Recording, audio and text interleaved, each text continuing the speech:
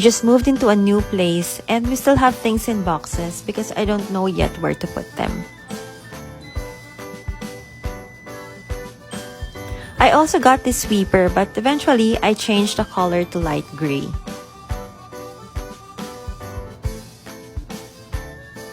I found curtain designs that I like for our living room sana. Babalikan ko na lang kasi wala naman sa budget.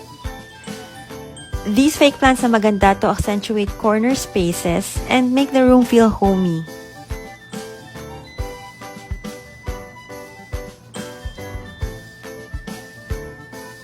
So needing some side tables too where we can place our things near the bed like books, water, or eyeglasses.